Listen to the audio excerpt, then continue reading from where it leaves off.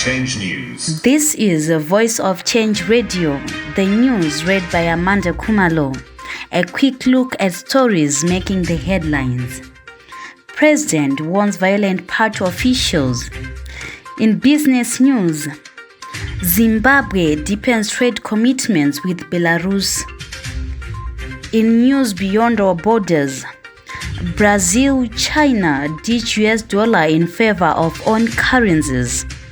In sports, young athletes brace for Lusaka championships. The news in detail. ZANU-PF has warned party members who may be unhappy with the outcome of the primary elections not to resort to unruly behavior, as that would result in immediate expulsion. This emerged at yesterday's Politburo meeting that started late in the afternoon to consider the outcome of last weekend's primary elections and was adjourned to next week, Monday. Addressing the media yesterday following the meeting at the party headquarters, ZANU-PF spokesperson Comrade Chris Muchangwa said President Mnangagwa spoke strongly against violence. He said he could not announce where reruns would be held until the party gets a comprehensive report from provinces. Comrade Muchangwa also urged party members to exercise high levels of discipline when conducting party business.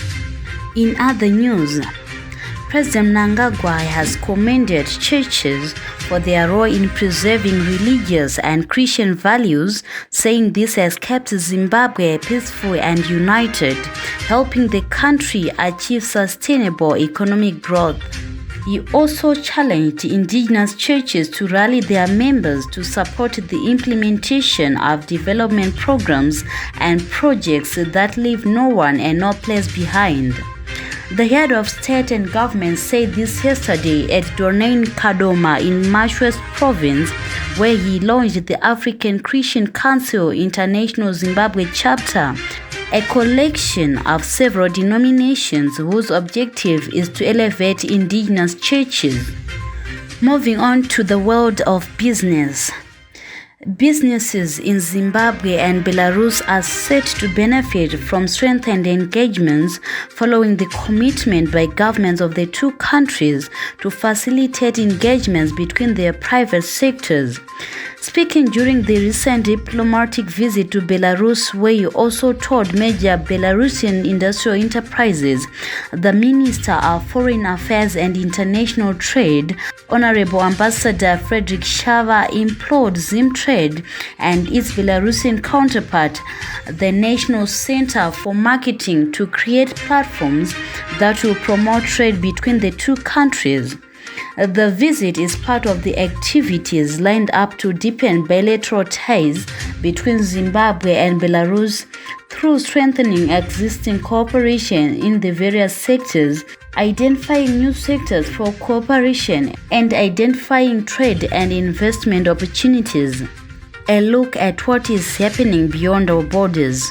China and Brazil have reached a deal to trade in their own currencies, ditching the US dollar as an intermediate, the Brazilian government said on Wednesday, Beijing's latest salvo against the almighty greenback.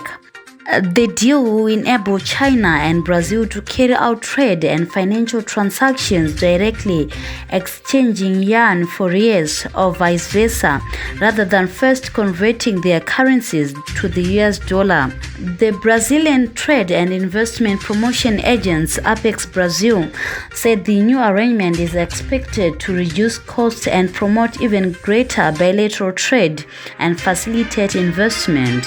China is Brazil's largest trading partner, accounting for more than a fifth of all imports, followed by the United States according to the latest figures. China is also Brazil's largest export market, accounting for more than a third of all exports.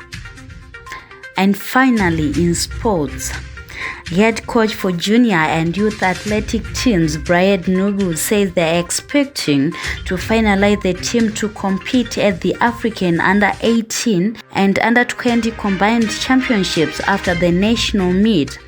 The National Athletics Association of Zimbabwe Gift Chingwere Junior Track and Field Championships are set for 8 April at White Sea Stadium in Bulawayo and will be the final selection competition for the African Championships.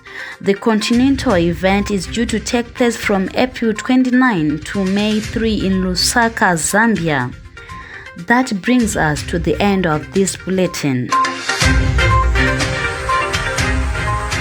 Voice of Change News.